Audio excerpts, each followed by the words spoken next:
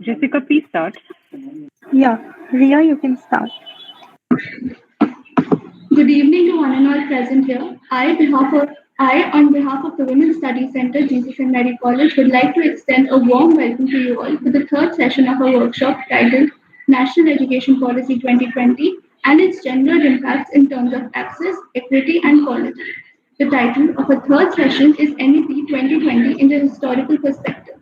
To throw light on the topic, I'd like to welcome our speaker for the session, Professor Mary E. John. She is the Acting Director, Center for Women's Development Studies, Delhi, and author of well-known books such as Discrepant Dislocations, Feminism, Theory, and Post-Colonial Histories, and Child Marriage in an International Frame, a feminist review from India. I would request all the members to kindly keep themselves on mute and post their questions or comments in the chat box. Over to you, ma'am.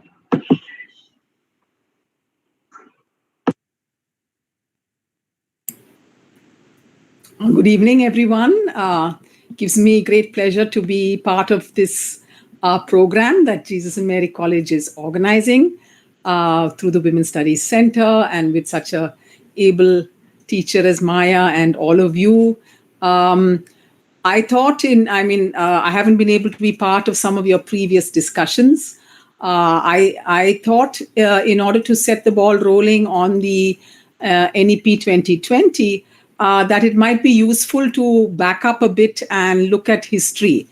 Because, it actually, now we're all very aware of the crisis in higher education. There is protests in our universities. There are fears about what kind of agendas are being pushed, whether it be the syllabus in a particular subject or the appointment of someone. These are, my sense is that we don't have a idea of the history of the making of the university as a space or colleges as a space beyond a few. At least I myself can say that I am not very well informed, and I will say that even in terms of research, we have really not looked very closely at the history of education. I think there's a fair amount of work even on schooling, but especially higher education. And though the NEP is very much about both schooling and higher education, since you're college students, I thought I would focus a little more on the latter part of the report. But how do we contextualize it?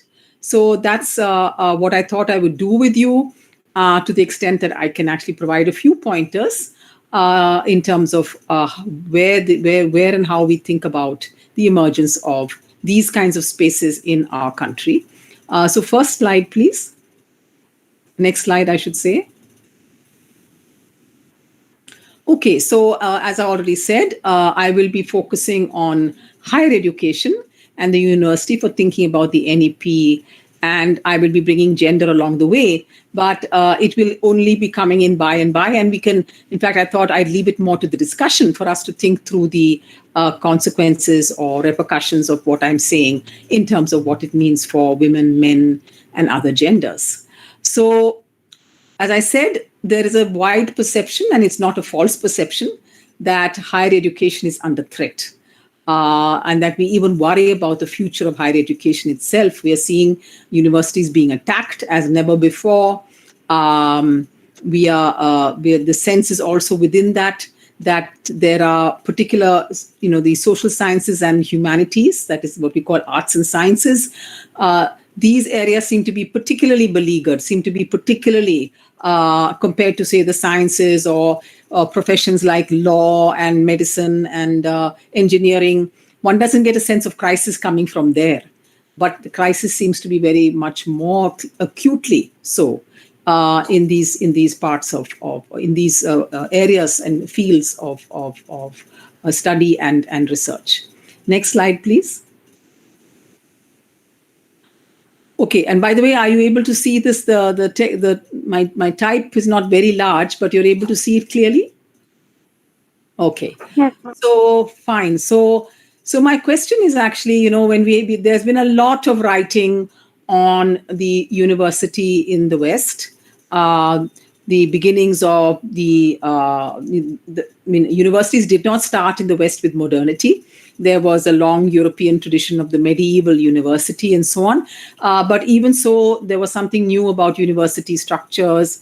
And there are many important figures who are associated in the Western context with the idea of what was called. There were a lot of debates, by the way, by Humboldt, by Cardinal Newman, by Immanuel Kant, philosophers, for instance, about the idea of the university. So when we look at that literature, we don't see it's hard to sort of, and maybe that's not fair to then compare and say, where is our history? Where are our stories? Where are our debates?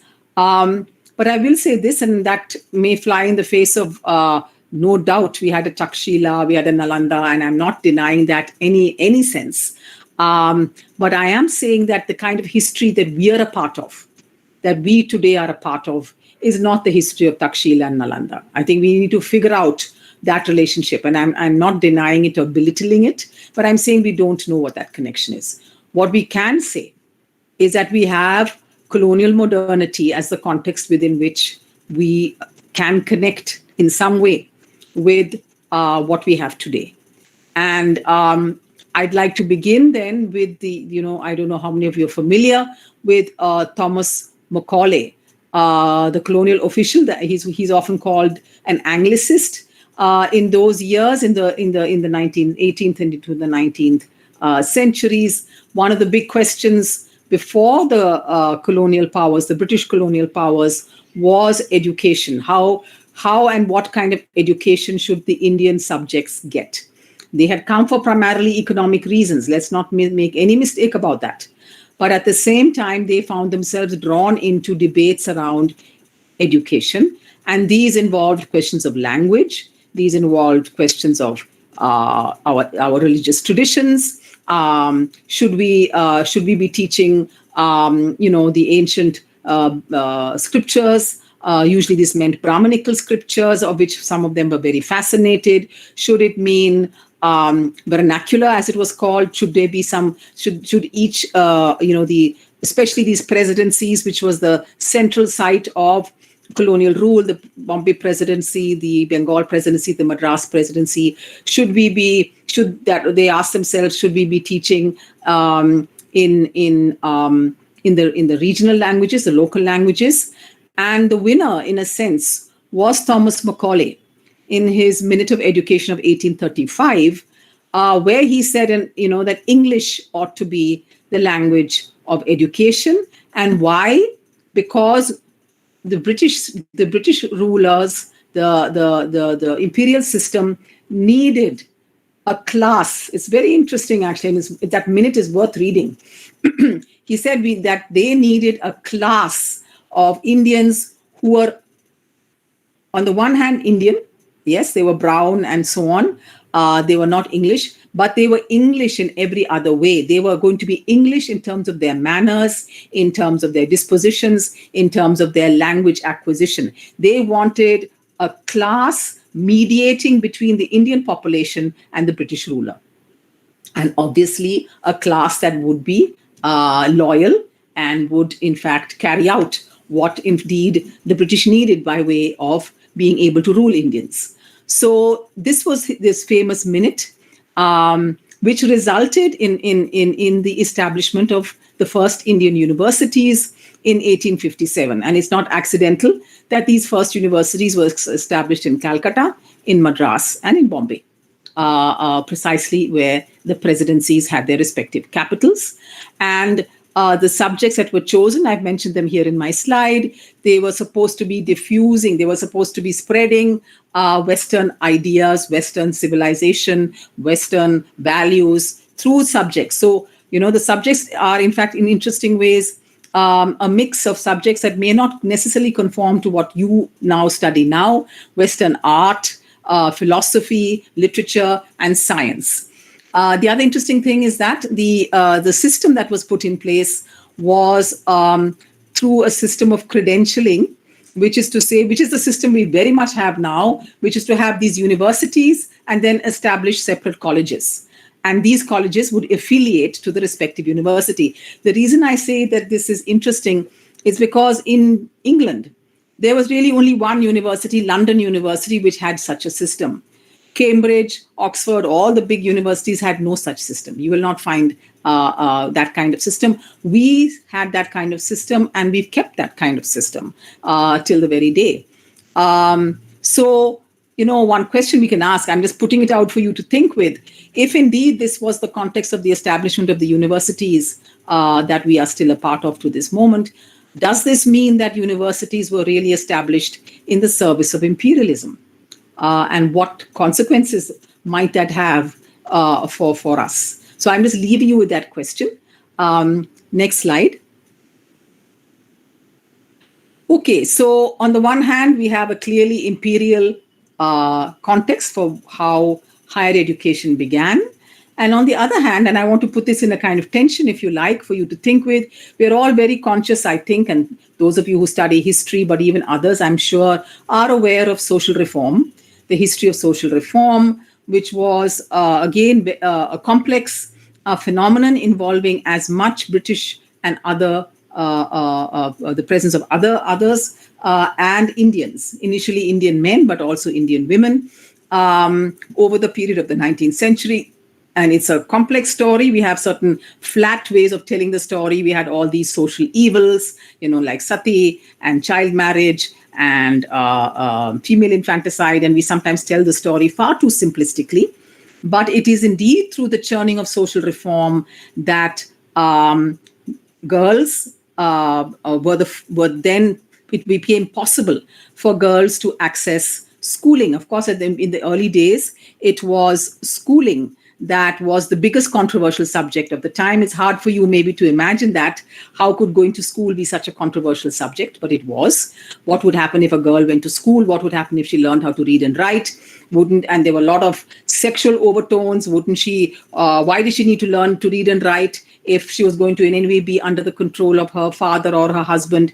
Surely this would mean that she would start an affair with a strange man. I mean, it's very interesting how, the media thought the kind of public controversy took this form. But alongside the fact that, we took our time from, I would say, the early 19th to the late 19th, when it was no longer so controversial. What is interesting, and I'm just putting these out there for us to think about, by 1883, the first women graduates are coming through the Calcutta University. Now, why is this interesting? This is interesting because in Cambridge and Oxford, these were all male universities. Please keep this in mind. There were no women, no British women went to university. That was a much later development and involved long battles. I mean, you may have heard about the huge battles over suffrage and so on that were part of many, many European and American contexts. There was nothing automatic at all about the participation of women in public life. On the contrary. So here we have this, backward country called India, full of all these social evils. And yet the first women to graduate are in India, not in the motherland, as it were. So this is 1883. The numbers, of course, are tiny, very small numbers, but those numbers begin to grow. And on the other, I just want to make a remark here, because here too we lack a good sense of this history from the caste perspective. But I want you to picture B.R. Ambedkar, Baba Saheb Ambedkar, who in 1916 is in Columbia University delivering a graduate seminar on castes in India.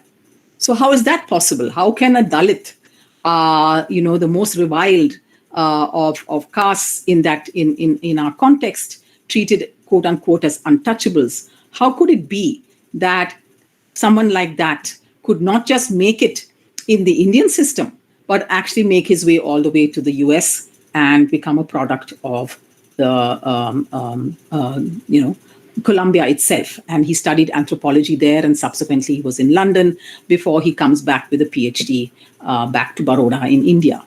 So, in other words, I'm from a time of high controversy, we are moving. By the time we move into the early 20th century, we have the first women's organizations, mostly led by women who have been educated either as teachers or in professions like medicine.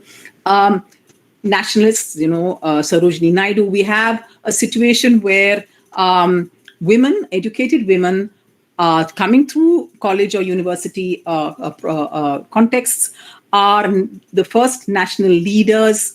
There are caste movements, some of whom are led by people like Ambedkar or others in South India.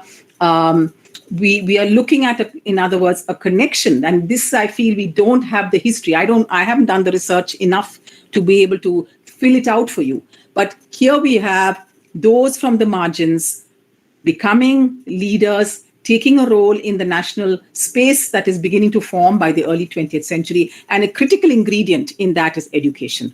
And a critical ingredient within education is access to higher education. Okay, so I'm trying to give you a sense of the longness of that moment. And we just don't know enough about that, is what I want to put out to you. We need to understand better, in fact, how that came together. Next slide. Okay, I'm jumping now from the early 20th century to the post-independence period. And here too I think we are not very well informed. Post-independence, we have Nehru, we have the Congress taking over, promising development, promising an end of poverty, promising a new future with the help of the right kind of expertise, the right kind of technological know-how to build the nation. Right? Nation building. This was the big critical language frame within which the future was supposed to be, development was, going to happen to build the nation. And in order for that to happen, we needed the expertise of science, technology, and of course, social sciences. And yes, he had room for culture. He had room for art. He had room for the humanities, languages. This was critical. These were critical for the building of, as distinct from the civilizing mission and the mediation mission of Macaulay and the British. We have the social reform. Here we have a nation building frame within which expertise is important, and that expertise is going to come through the establishment of further institutions, more developing existing universities which had a colonial past. There was Delhi University was one of those colonial institutions that was supposed to now get developed, and other universities were established. JNU was established in the idea of JNU was actually late 60s, and then at the time of Nehru, that's why it is called JNU. So it was part of that vision, and part of that vision was to think in terms of institutions of teaching and institutions of research. I happen to be in a center that was established in 1980. Under the Indian Council of Social Science Research, the CWDS, which was thought of as a full-time social, we were women's studies, which was very unusual. The more common were science institutes, economics development institutes, and so on. But there was this idea that, yes, some places are good for teaching, but we need full-time places for research to build, again, all in terms of development. It's not accidental that my center is not called Center for Women's Studies, but it's called Center for Women's Development Studies. You see this whole idea of, we have to become developed, we have to become more modern, we have to, and focus on those women who are most in need of this kind of modernization, rural women, especially poor women. These were the ways in which, and that this was a task that shouldn't be. So a center like mine, for instance, had no teaching component. We had the same degrees as teachers might, but we were supposed to do research. So colleges expanded, but one of the contradictions of this period in terms of planning was a very limited level of expansion of colleges. And already in the 1960s, there are major protests. And if anybody's interested, these are such very fascinating parts of our history about which we know very little. Already in the 1960s, this is barely 15 years, or you could even say it's barely 10, 12 years after the Constitution is passed and so on. Within a decade, there is unrest. There are protesters on the streets. And one of the most interesting protesters, in my view, are students. And of course, in those days, it was mainly urban-led. It was mainly men, middle class, probably upper caste men, who constituted this protesting section. Undergraduates, by the way, in those years, who imagined that their access to a college degree would translate into a job, and the jobs were not forthcoming. So we have a very interesting moment. This is a moment, I think, much studied. Actually, this particular moment we have, you have to imagine that world in the global sense, this moment is part of the global Cold War. Okay, this is the Cold War period, right? When you have USSR on one side, you have USA on the other side, and they are also battling for influence elsewhere, including in India. So we have 5-year plans that are supposed to be inspired by the USSR, but we have the Ford Foundation and other things that are totally American-led, and somehow Nehru wanted to hold them all together, right? But when these kinds of protests happened in a context that had seen major revolutions, including the Chinese Revolution, you have to imagine Chinese Revolution had came to a head with 1949. The establishment of the Chinese, Communist Party-led new nation. There was considerable attention being focused on what is going to happen. Is India going to go the Chinese way? Are we going to see these protesters turning red? And this was part of this moment. And what can we do to prevent that? So a lot of studying of these young protesters of the time. Next, please. Next slide.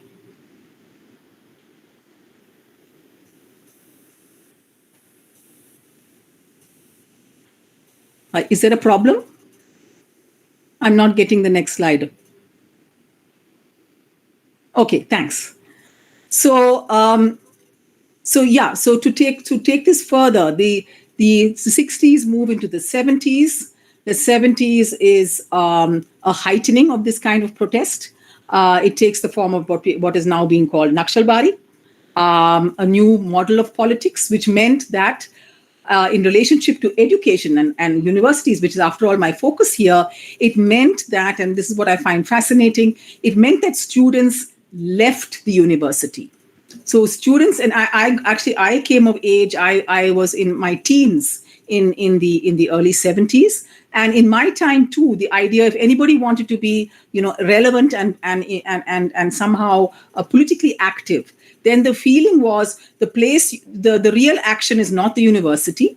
You should leave your university and go and make common cause beyond, in the spaces beyond, including rural areas, including certain urban areas. And this kind of ferment is also the context within which land rights became issue, workers' struggles, civil rights, women's rights. The women's organizations are formed in the 1970s in a new way. There were pre-independence women's organizations, very much up in some tension or some direct relationship with nationalism.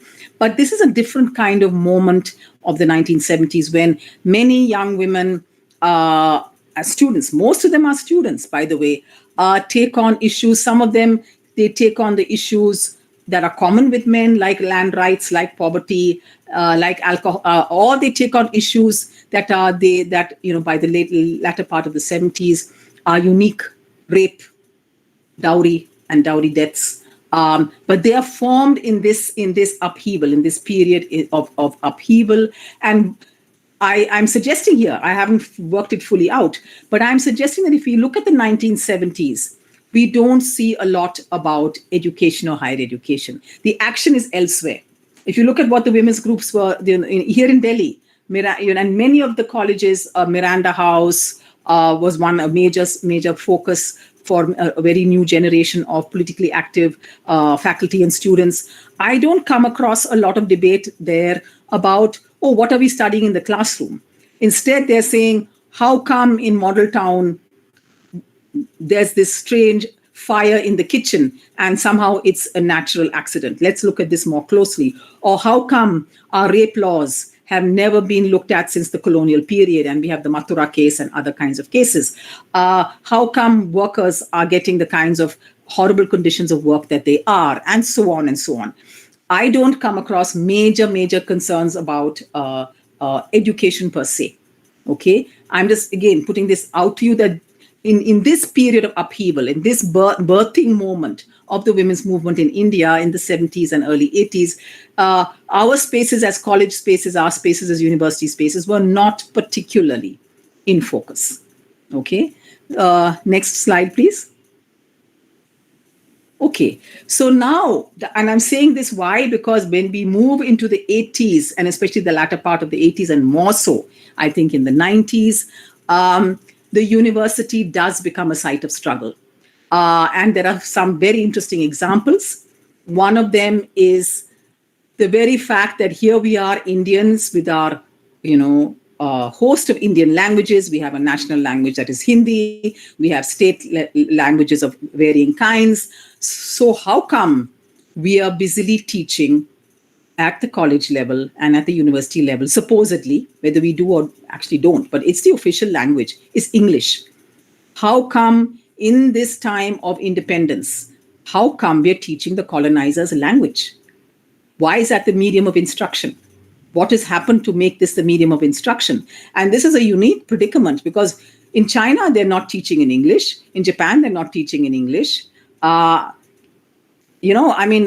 here? Why South Asia? Why, and especially India?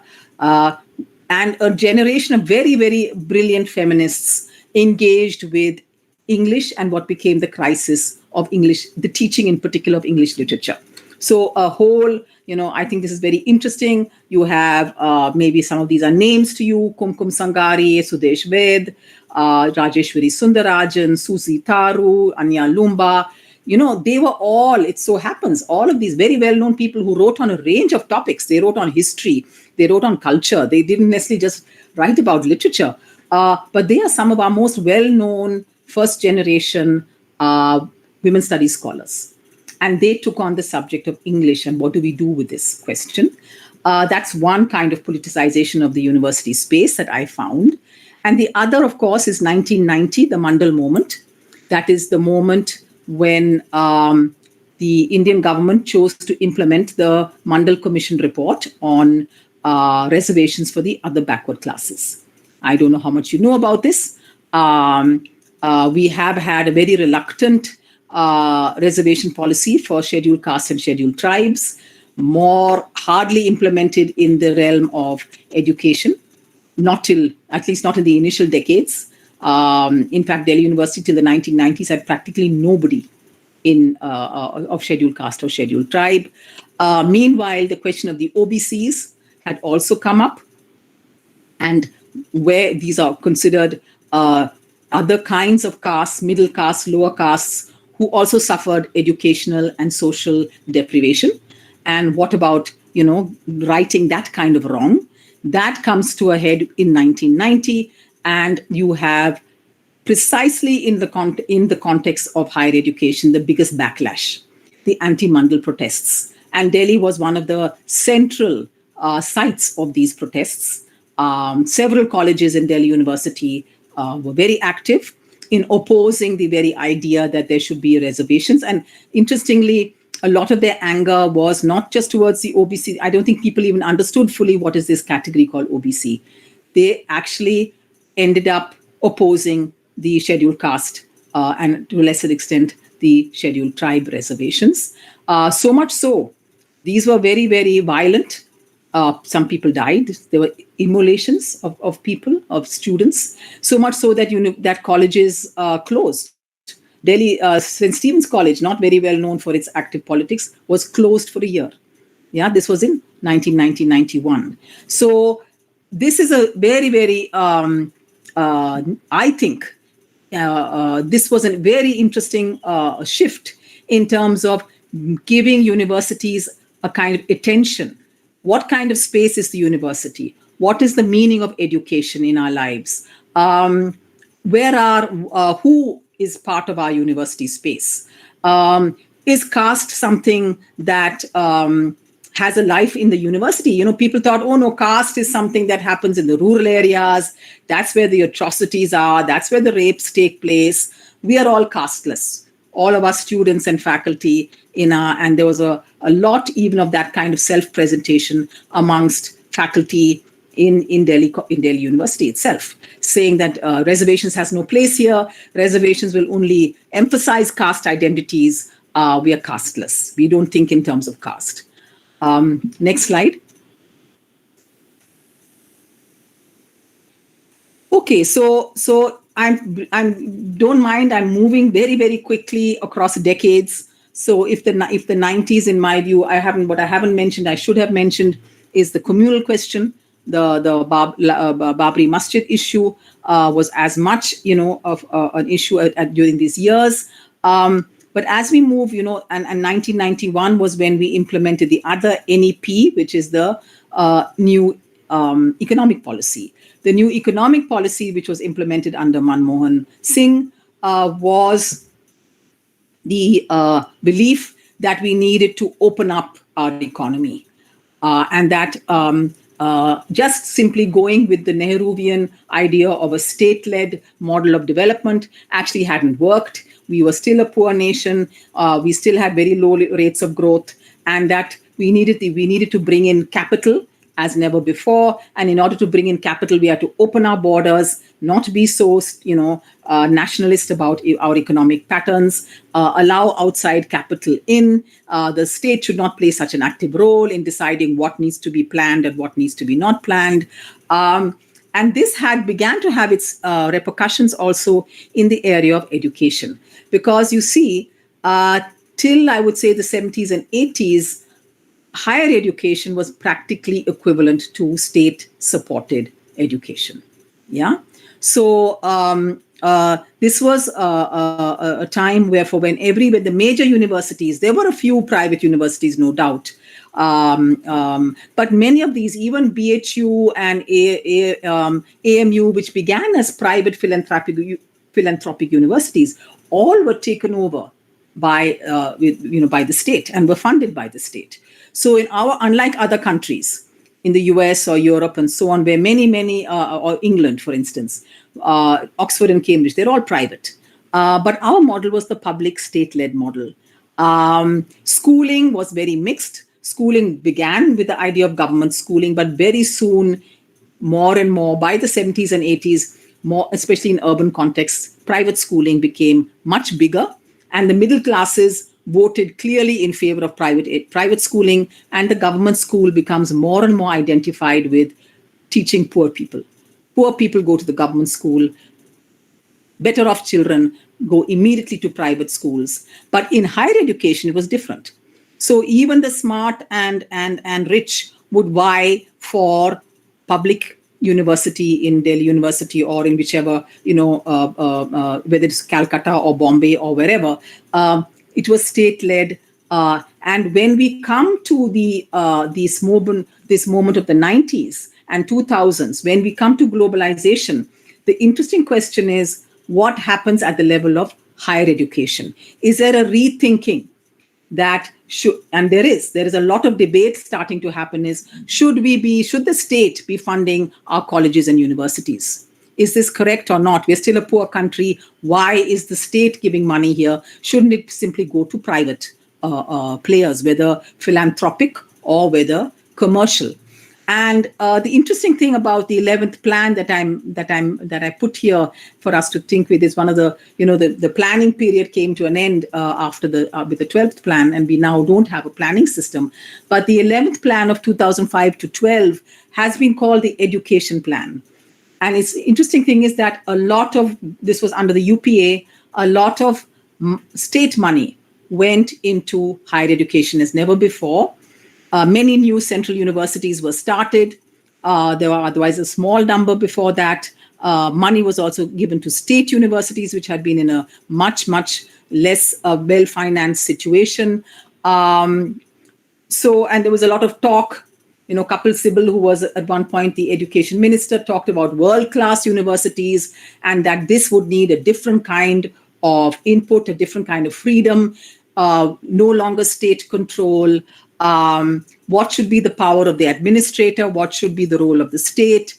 These privatization goes now beyond simply what had been happening, which is a lot of private professional colleges, your medicine, your engineering. That's where the privatization had been happening from South India onwards. But now there was talk of privatization even in general higher education.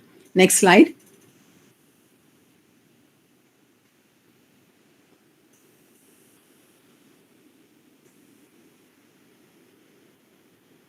Can I have the next slide? Okay, so in this moment, and this is the moment we are in now, I'm talking now 21st century, a global moment. What, in my mind, are the most interesting developments in this 21st century compared to before? And I have put two out there for us. One is the transformed composition of our students.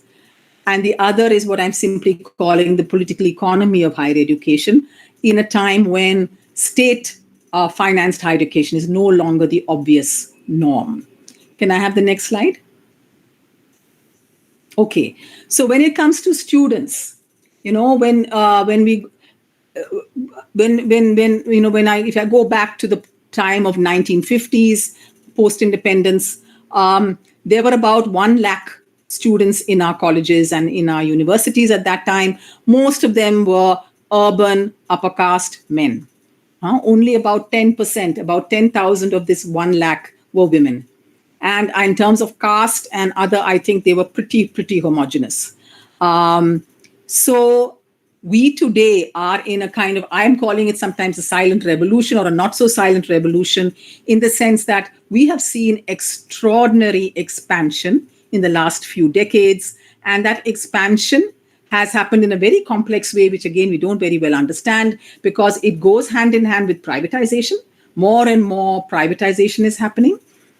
Colleges are private, but have an affiliation to a public university for the sake of the degrees, or they get some kind of, if they get some kind of their state, they're aided, there's aided private, various kinds of combinations are happening. But we are seeing a genuine, a very unique, remarkable, what I call democratization or, broadening of the student body. And for about, I would say, about 20, 30 years now, we've had a much more sincere, reluctant, but I think subsequently more sincere implementation of reservations. Like I said, in the 1990s, there was maybe 1 or 2 Dalit professors in the whole of Delhi University, when there should have been hundreds, okay? Today, well, the numbers are somewhat better. And amongst the student, not as good. Amongst the faculty, the numbers are still very, very, very poor, but better than they used to be. But at least amongst the students, we now have, and I've given you some figures from 2014, if we can update them and they would become a little bit better.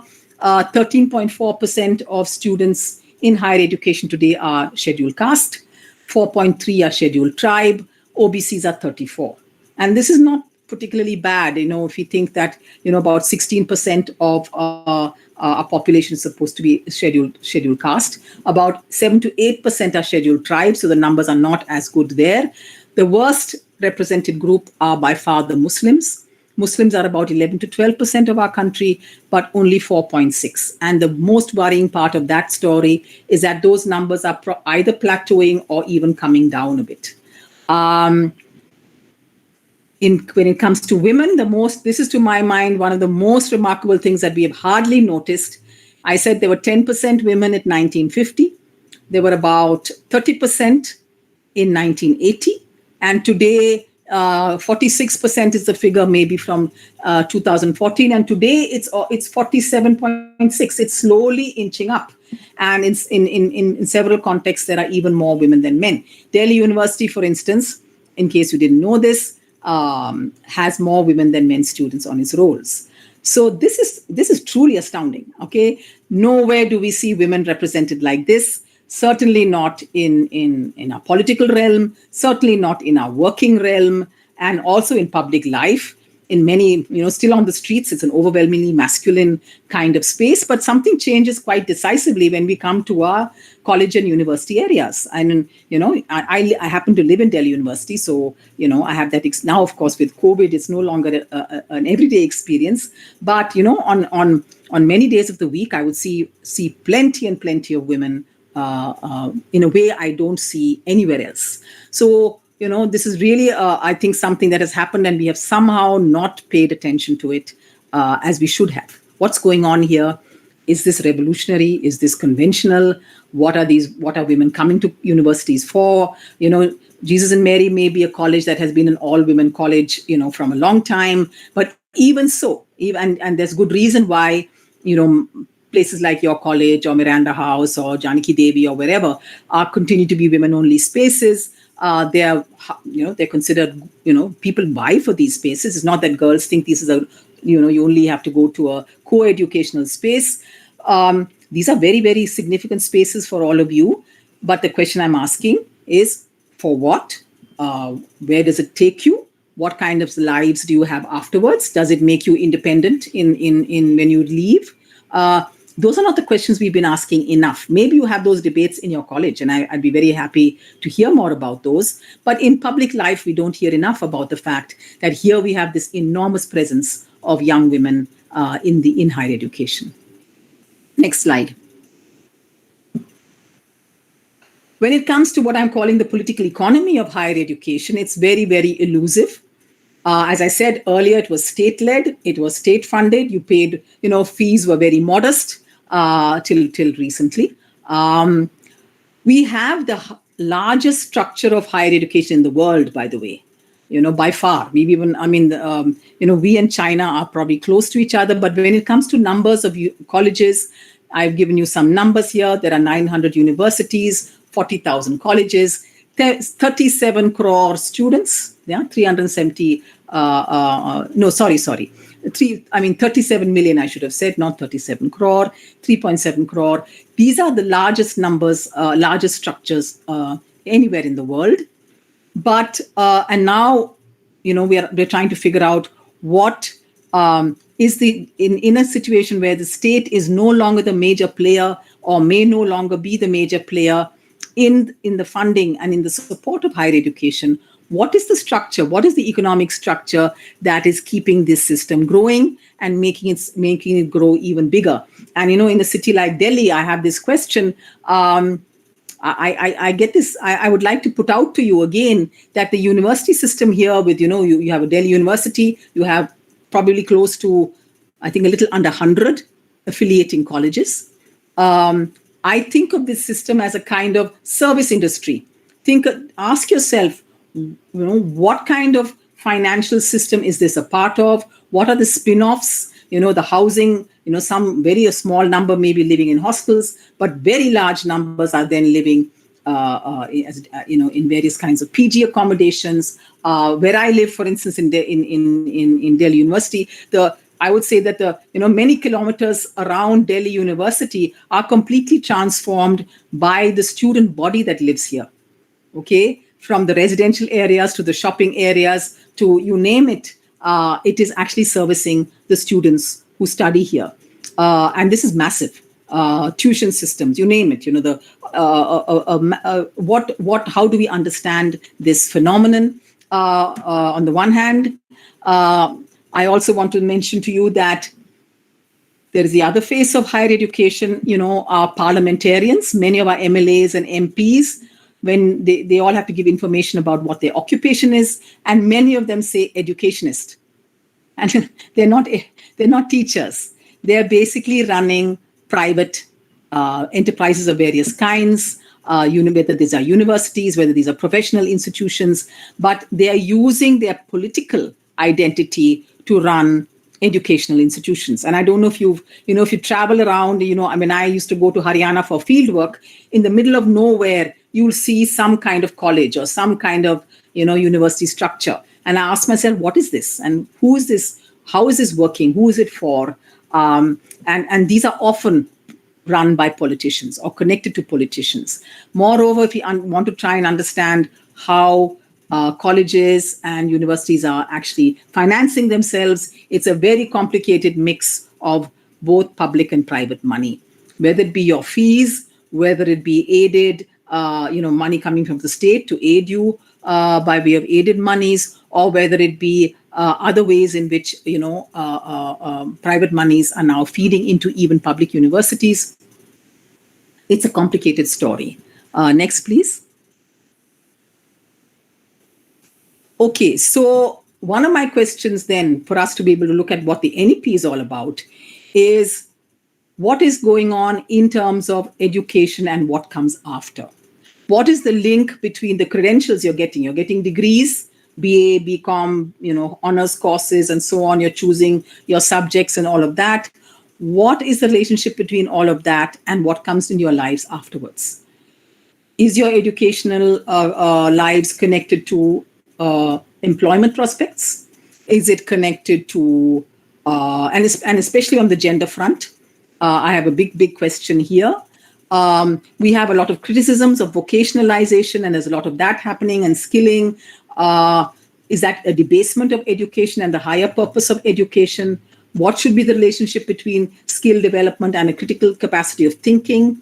And when it comes to women, one of my greatest, I mean, I don't want to call it sorrow, but I want to say that we need to recognize that the biggest connection between education is not jobs, but marriage. And we have in India the most complex marriage market imaginable. It's a so-called arranged marriage market. It's a genuine market, okay, where, you have to put down all the various, qualifications that are required, and educational qualifications are key, okay? How much do we understand that process? How much is this something that all of you as students or you as teachers, how aware are you of the way this marriage market operates? And is it operating in ways that are coming in the way of how much independence you can get? How important it may be for you to have other sources of economic, autonomy? How much do we talk about any of this? Because we're in a context where very, very few women get jobs. Urban scenario is very, very, very poor in terms of giving women decent work.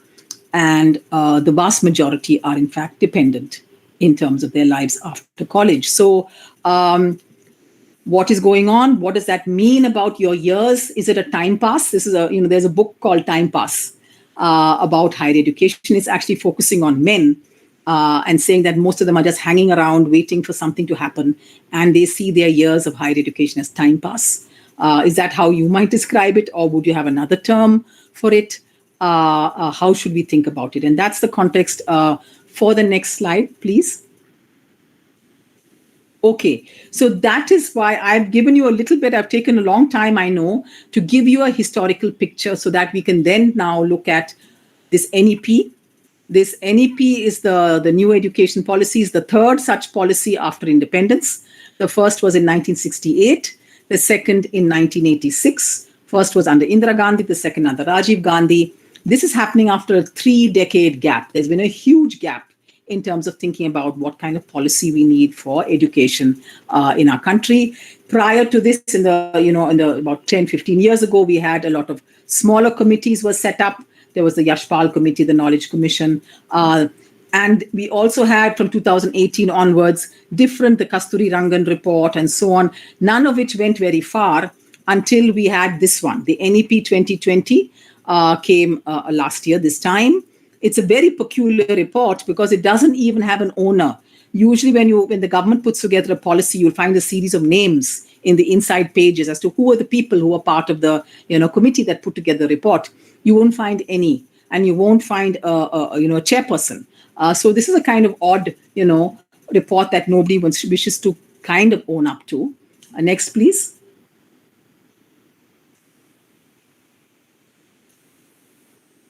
So according to NEP 2020, what's the problem? And they actually say very clearly, it's a very nicely written report. It's 66 pages. The first 30 pages are schooling, and I'm going to concentrate on the latter part. But they're very clear about what the problem is, what they think the problem is in our existing system. And they say the problem is basically fragmentation, that, everybody's doing their little subjects. They're all disconnected from another. And the solution to that is therefore the cure, if you like, is a holistic, multidisciplinary education. And, I just counted the number of times these words appear. They appear 70 times in about 30 pages. These terms are repeated over and over again, that what is needed is integration, a complete person. They talk about, there's a very nice language that they use. We're a happy nation, healthy, innovating students. I've just given you a few quotations. Its language is also very choice-centric, student-centric. Yeah, they're saying that, prior, the existing system is so rote-centric. It's all about what the system wants and not what students want. And now it's going to be very much student-centric. Students will get to choose what combination of subjects they want to study and when and how. And the system is to become more American.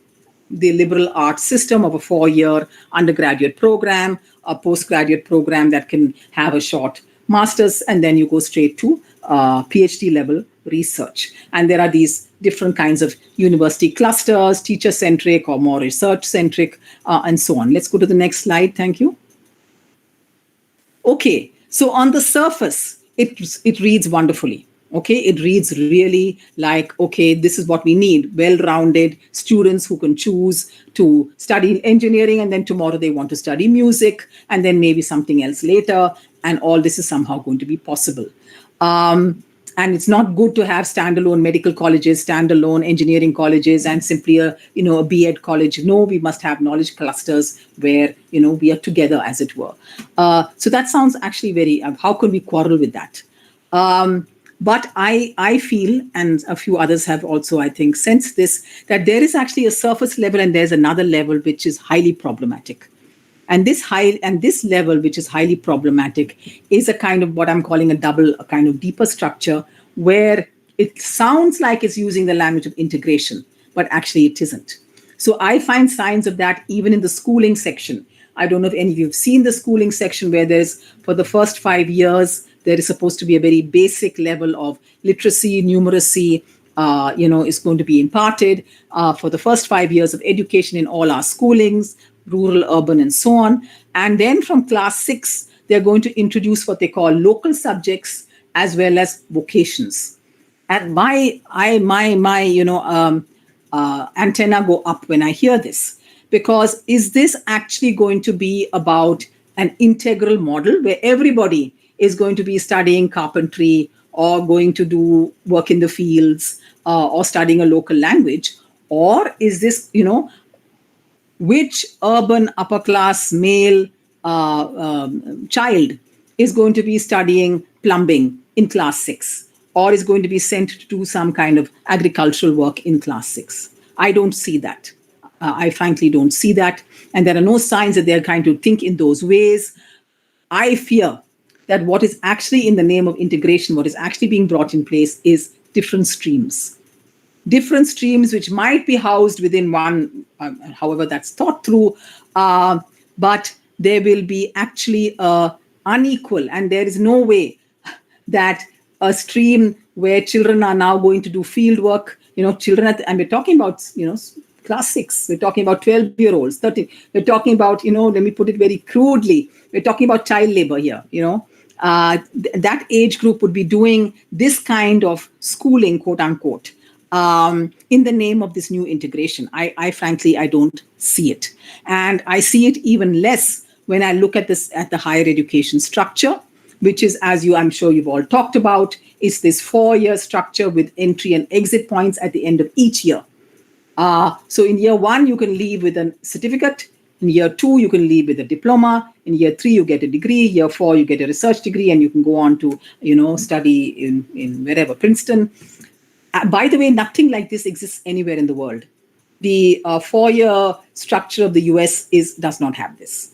And it's hard to imagine what is this common structure. So it's all common, but it has all these stages built into it. And I really do worry whether this is a renaming of dropouts. That is to say, somebody can't cope after year 1, you give them, instead of there just being a dropout, they get a certificate. Okay. And what do they do with that certificate? It's not clear to me. What, in a situation where jobs are so few and far between, what is this 1 year going to give you by way of certification? What is this certificate or diploma going to do for you? And who are the likely people who are going to be either leaving, not coping, nudged out? Please let us ask ourselves, who is that likely going to be? Okay. Who's going to have to find themselves satisfied with this 1 year or 2 year, and who are the people who are likely to make it further up the system? Next slide. So if that raises a lot of warning bells in our minds, I think the next issue that I want to raise here is even more problematic because, as I said, we have seen the implementation of reservations up to a point. It has changed the composition of our classrooms. We have seen women entering as never before. Maybe not as much in the IITs as they ought to, but even those numbers are going up. Now, how is marginal or any kind of disadvantage or discrimination being addressed in the NEP? It's barely addressed. The language is SEDGs. These are socially and educationally disadvantaged groups. It's sometimes called groups. Sometimes it's called regions. And these are never really spelled out. What does this mean? It's a kind of singular, glob, including economic and social criteria. It's it's not at all clear. Statutory reservations are mentioned, but they're not given any real treatment. And the most significant absence in our NEP is women. Women are somehow assumed, barely assumed. There's very, very little that is said about them. So SEDGs these are the groups that are going to be receiving some sort of scholarships, some kind of assistance. Backward regions will have 1 or 2 model universities, but there is no concerted effort to think about how are we actually going to deal with inequalities. What mechanisms are we going to have in all this talk of you can choose whatever subject you want, you can go from here to there, you can come and go, you can exit and you can re-entry. What are the mechanisms by which that is supposed to happen? How are you going to help those who may have disadvantages to get into these kinds of programs? Nothing of that sort. And simultaneously, when it comes to the financial part, the NEP 2020 is probably the first document that not only says openly, many previous documents have said, yes, we need philanthropy, yes, we need private money. But this document says we also should be open to commercialization. That is philanthropy, if private money, not for profit, is philanthropy, okay? And commercial means for profit. You run an institution to make money. That is its primary purpose. So commercialization of higher education is welcome.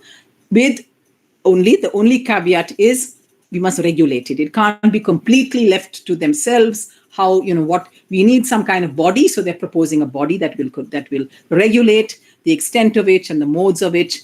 But my question to you is, if in fact that is the future, that the state is actually going to recede even more, the role of the state, if you look at the NEP, is confined to maybe early years of Anganwadi and early years of schooling, some scholarships, and thirdly, some model universities. That is where the state says they're going to play a role. So we're looking at large-scale entry of private players, including commercial players.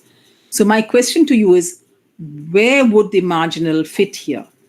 What are the chances that the more commercially minded, even let us ask openly, even the best of today's private universities, Ashoka, Jindal, where are the disadvantage there? They have small numbers of scholarships, very, very small, hard, I think the only university that I'm aware of that, because the Azim Premji Foundation works in the level of support of government schooling, it's a major part of where their money goes. I haven't come across any other private university that has a focus then even on the student body that comes in, and they have a kind of 50% for vernacular students compared to the English-speaking students. Otherwise, even today's best private universities have very little, charge enormous fees, very, very little by way of any kind of subsidy or any kind of idea of, so what would the commercial face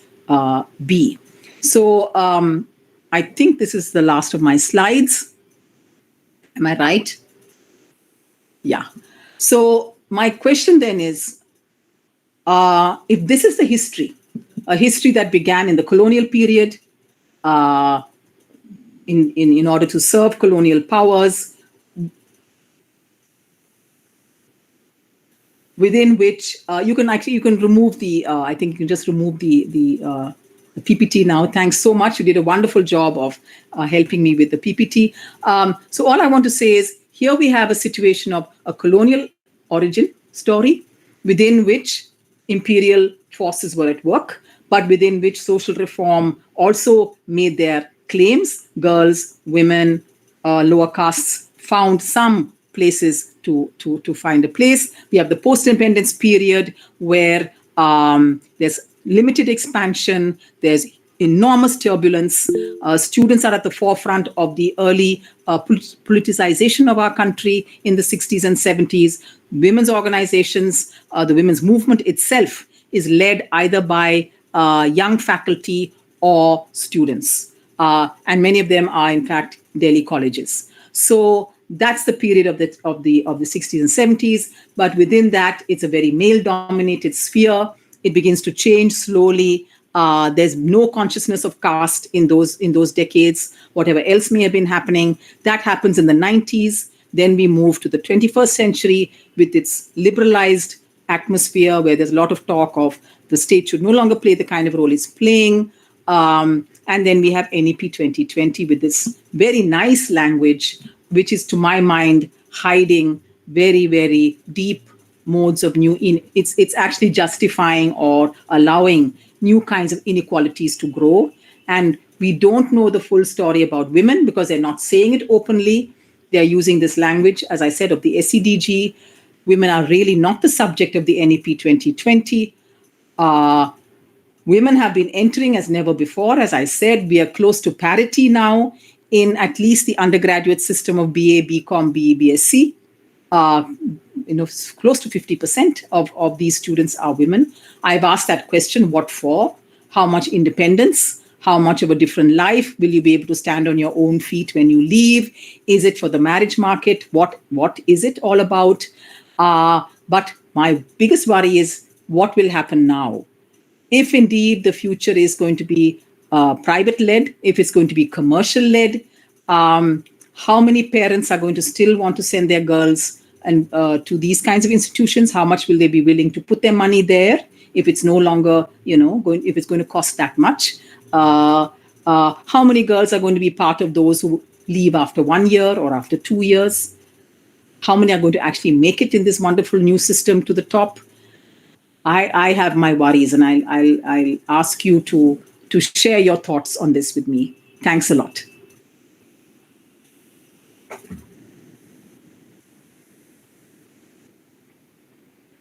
Sorry, I took a bit too long. Not at all, Mary. It was a very, very useful overview of a long period, actually, of university structure and policy.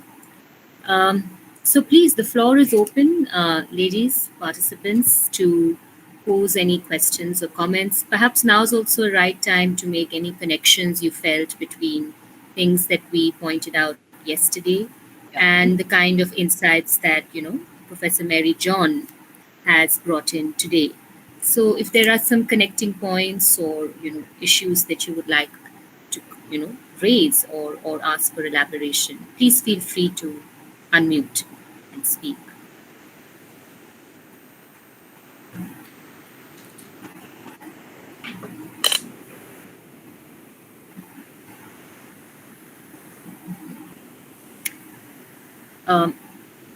My colleague who was also the resource person yesterday, Mary, that's Dr. Jyoti Raina. Yes. Jyoti, if you have any comments or questions, please feel free. I actually wanted to ask Professor Mary John, first of all, thank you for that very enlightening and very useful presentation. As you took us through the history of a long period of development of education in our country, I was just wondering that in the 60s and later, when the way the banks were nationalized, it's a question that never leaves me. That the state, with its focus on developing an egalitarian country and the constitutional morality, why does it never strike anybody that we could have nationalized education as well? If banks could be nationalized, and instead the policy shifts continue to move in the direction where the private and the public were continuously separated. And as a result of this kind of an inherited inequality kept on getting magnified. Yes. So could you shed some light on this historically? I mean, if we go back in hindsight, many times I wonder if banks could be nationalized. Why not education? It's a brilliant question, Dr. Raina. It's a question, in all our politicization of the 1970s, it's a missing part of the story. You're absolutely right. Banks were nationalized, the privy purses were taken away from the princes, there was talk of socialism. And mind you, whether capitalist or socialist, almost all countries in the world made schooling free. In the US, it's free. Okay, it depends to some extent. There are differences. It depends on, it's based on local taxing. So the local taxation. So obviously a very rich part of the US will have a different kind of school than a poor in a city. But it's free. You're not paying any fees when you go to school in the US. You're not paying any fees when England was a little different. It had its very Eton type of thing, but it also had the grammar school system, which was free. In Germany, all these countries, it was absolutely free. And of course, in Russia and all these countries, it was absolutely free. So why and how in these very decades of, especially in the decades of this kind of turmoil, was private schooling growing as never before? It's a very, very important question. Why did we, and you see, because it was part of, I'm not saying that they were very democratic people. Many countries, in order to build themselves as a nation, believed that you had to have a national system of education. Everybody had to sit in the same classroom. That was how you built a nation. We never thought that way. Whatever our image, Jai Jawan, Jai Kisan, you name it, whatever, this image of every, the neighborhood school, we have no such image in our history. That all of us should be going to the same school down the road. No. I mean, we were busing our children, the middle classes were busing their children to wherever, modern school, etc. And it was for the local working class kids to go to the local government school and forget the municipal school, which is the dregs. So you're absolutely right. We put in place the most unequal system of schooling I think the world has ever seen. And we did it in the 60s and 70s. I think it was like a blank, I don't know where, and that's where I do believe caste does its work without our realizing it. I think we had a certain notion of politics, but the idea that my child, I may be politically very active and fighting, rape and this and that, don't get me wrong, but my kid has to go to the proper private school where I'm going to pay fees. So there is a big, big blank there. And you need to, since it's your question, you need to research the question. Every question needs good research to actually dig it out.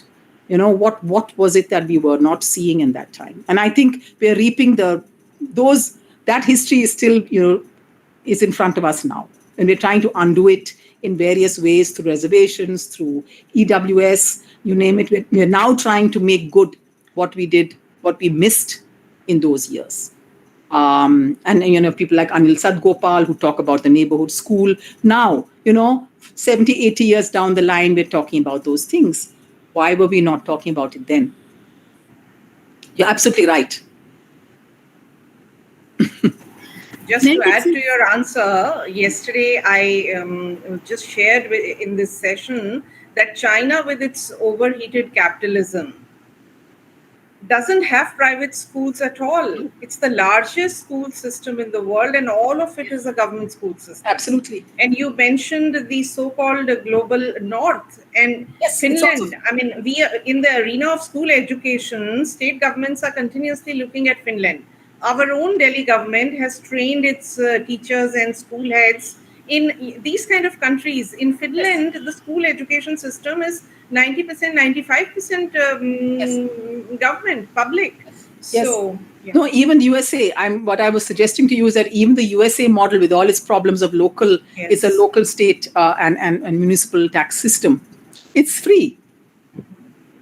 It's a free system. You don't where so people are, the upper classes are busily trying to figure which particular neighborhood they want to go to, so that they make sure they're in the, white people want to be in a white neighborhood and all that. Surely all that is happening. I mean, we shouldn't be innocent about it, but it's free. There are no fees.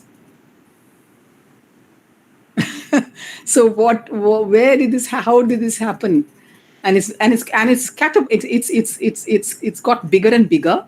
And the only difference was at the higher education level, we suddenly had state-led. So you paid huge fees for 14 years of your kid's life. And then you came into a university college, and suddenly you could pay very little fees. How many people I know have remarked on this, that they were paying high fees for their kids for those 14 years. And then for 3 years, they could be paying a very small, kind of annual fee, which of course has changed today. Everybody's bringing in more money now that the story has very much changed. But in the 70s, 80s, what was the fees in a Delhi college? Very, very small. There was just, Mary, there were just some, comments, Yes. in terms of, this is like some unsettling facts that, we've come across in our own university. Yes. One of these set of facts we discussed a little bit yesterday in the session. Let me first begin with the one which relates to reservation, which is an issue you have elaborated a lot on. Yes. It is true that, consistent struggles of progressive forces, and of course also the Dalit community, OBC, has, pushed through, a certain kind of reservation policy in the universities, central universities. But, just from an experience on the ground, even in those years which were well after, Mandal, came in, and well after reservation policy for SC/ST had been around for, a couple of decades. I'm talking about like the 2000s, we noticed in our own University of Delhi, what was happening is that, they were, and I think because you've lived on campus, Mary, you would know this, the earlier sports complex used to be where the, SC/ST admissions used to happen. Okay. And they used to get those slips, and, that used to be the college and course where they were supposed to go and take admission. For a very long time, and even now, I'm sure it continues. If we scratch the surface, we'll see it. But because there were progressive student organizations that made it a point to be at venues of SC/ST, admission and enrollment. So I remember we noticed this, that, what was happening is that it was like 15% reservation for SC, for suppose English honors, Miranda House, okay? Now, English Honours, Miranda House had declared English Honours seats at 50 seats, on which 15% reservation would be, given in the course of 50 seats. But what was happening is when the cutoff came out and actual admission started, there used to be what we're calling over-admission. So there would usually be, 60 students taken in, 65, sometimes like that.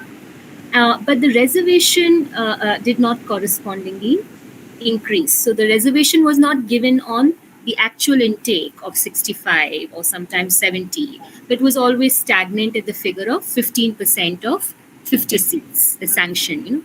So there was actually a lot of, in that ways, communities which were, underprivileged were still not, getting these seats. And there was, of course, the whole thing about when there were seats that used to go vacant. And this is, OBC seats after the second phase, the expansion of OBC.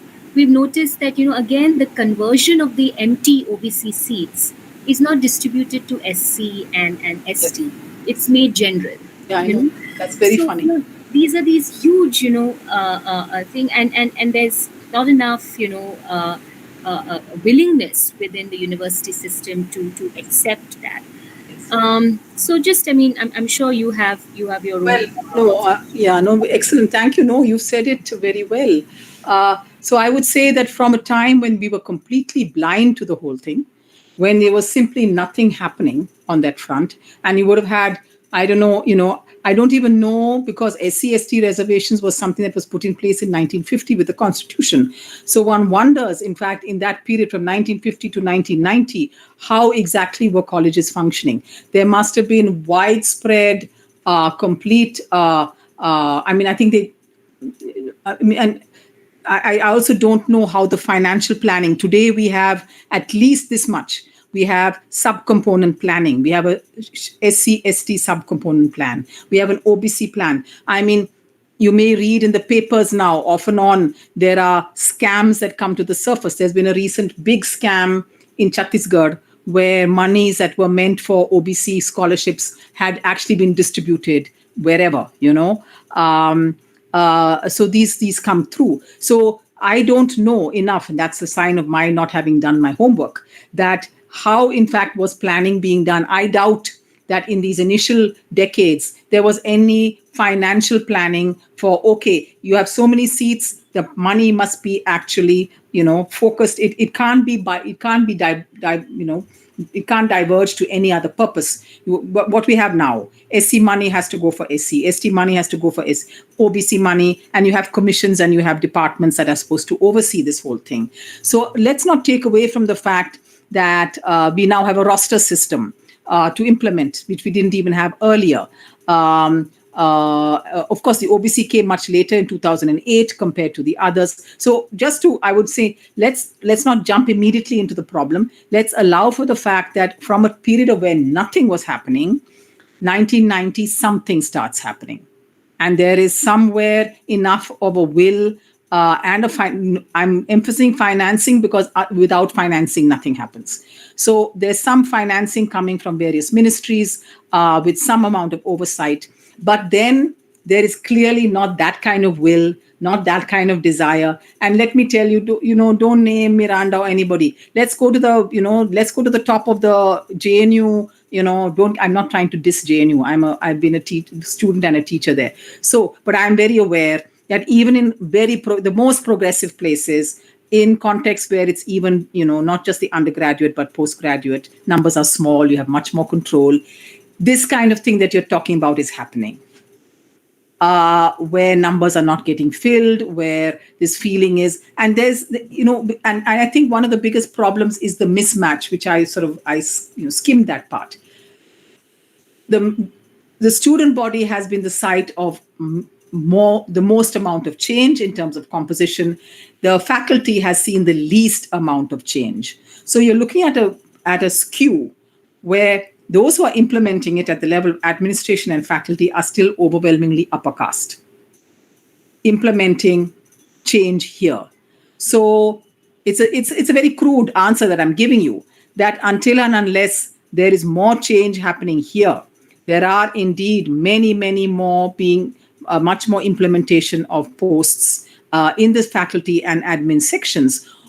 We are going to see what you're saying. We're going to see ways and means in which a diluted version is going to get implemented. It's not that nothing happens. Please, let's not underestimate the numbers. They can't make it go away now. My fear, though, and that's where NEP comes in, that I don't know what this new NEP, what its accountability will be to these categories, which are constitutional categories. The Constitution is mentioned in the NEP. It's not that it's not mentioned. But I don't have any sense of confidence about what that means. I don't know why they're using this SEDG language. I really don't know. Okay, so will we slip even further then into, you're giving examples of what is happening today, when NEP sort of steps in, what's going to happen then? And then please ask yourself, even if we have good numbers at the entry level, if we're going to have these exit points, who are the likely people who are going to be exiting when? And now you're not going to call them dropouts anymore, which is what they don't like. We have, it's a fact that there's, overrepresentation of dropouts amongst the marginal who can't cope, who are given no kind of hand-holding to manage. So now you're not going to call them dropouts anymore. They'll have this nice little certificate to wave around. And I have really no idea what that means, what that's for. I mean, what do you do after 1 year? Somebody tell me. I mean, is it a plumbing degree before you do engineering degree? I mean, I'm not trying to be facetious. Are you learning reading and writing or typing in the first year and then you're going into English literature? I mean, please, somebody explain this to me. How is this system? How is it working? You know? I mean, it is, that's why it's such a dicey document, really.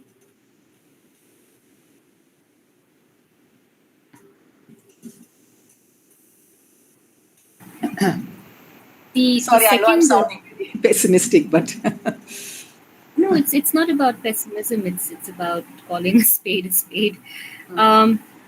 The other thing the other set of recent facts and figures that was discussed yesterday also was with respect to again the enrollment that you talked about of women Yes. that has increased in the Yes. higher education sector. Yeah, very much. And the enrollment of those from the Dalit community and other marginalized groups, ST, etc. Now, it was brought up that in news reports and in studies also, and we know this in our own context again as the University of Delhi, that the most massive growth in enrollment has actually been in the margins of the university system. So this is in the correspondence mode. Correspondence. Yes, yes. So that's where the numbers have gone way up. Yes. And even in the open university like IGNU, news reports from Times of India, etc., have said it's 200% increase of scheduled caste candidates in IGNU, in 2018-19. Yes. So in terms of the gross enrollment ratio, it seems to be increasing, and it seems to be an increase of numbers that the government is also projecting. But it's in what kind of education? It's in the margins, the poorly run, badly funded, ODL mode. Yes, yes. That's very well said. And in fact, that the lifelong schooling or lifelong, I forget, learning, since I live in Delhi University, and if I happen to step out to in the pre-COVID days, if I went to Vishwavidyalaya metro station, it was the most amazing sight for me, because you would see this ocean, this river of basically young women coming out of these, and it was very funny because we have separate queues, right, for men and women, and the women's queue was 10 times as long as the men's queue. Okay, so I would want to go to the men's queue so that I could get in more quickly or whatever. I'm joking here, but it was such an amazing visual, and clearly class marked. These were clearly women from more working class or lower middle class families.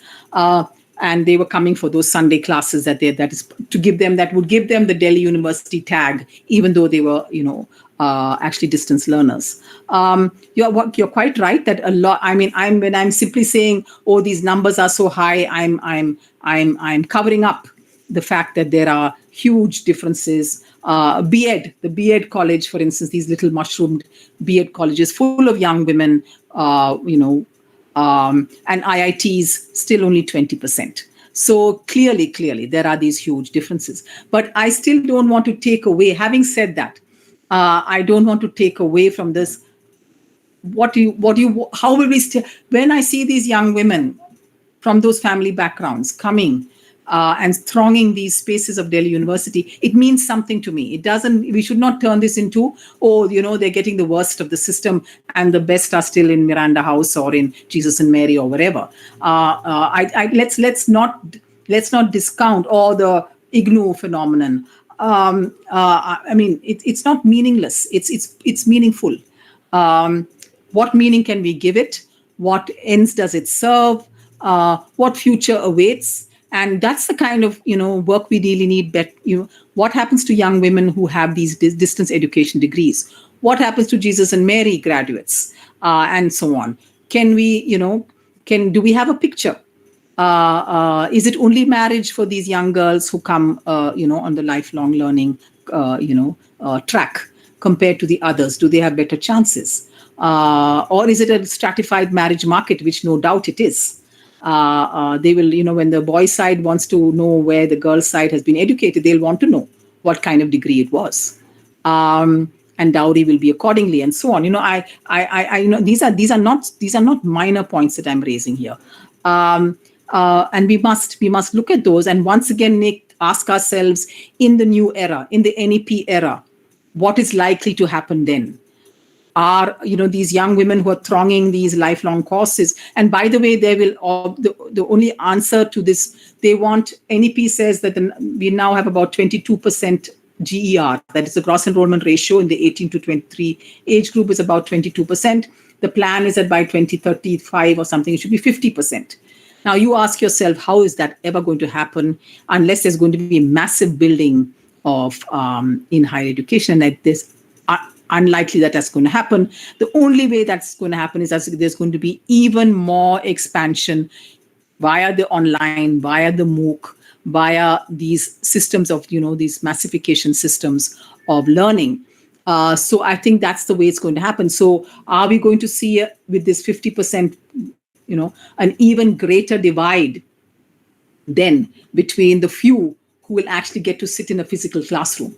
They will be the most privileged of the privileged, right? Who will sit in a physical classroom and get that, and everybody else, the IGNU or the other kind of MOOC, the online course, mass online course will be good enough. Is that what we're going to see in the years to come? And where sorry, go ahead.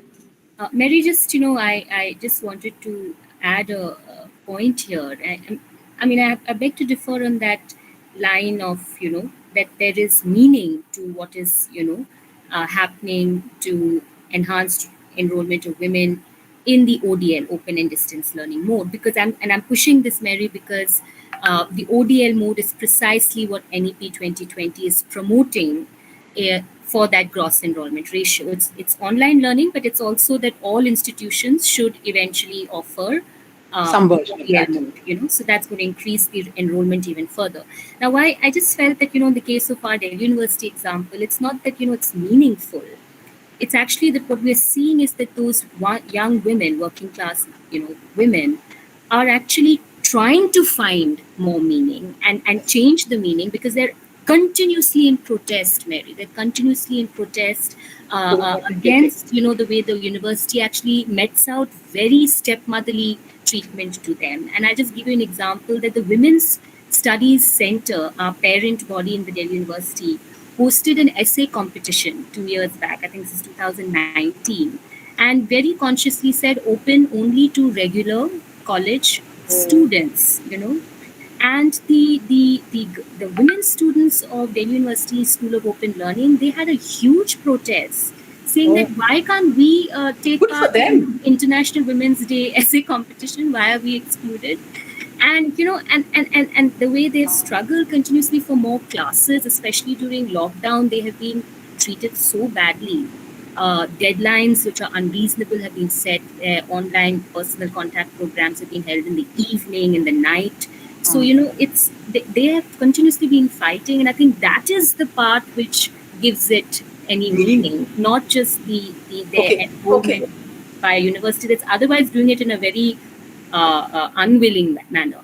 Okay, no, I didn't want to say that the university is doing a great job. That was not what I meant to say. All I meant to say was, in fact, I want to say what you're saying. That is to say that women are claiming something here in contexts where they would otherwise probably not get anything, which is maybe a very patronizing thing to say. They're claiming something, and in fact, I'm amazed. I think this is I didn't know this, that I don't have many links to WSDC, so I wasn't aware that this was what they had done, and that there was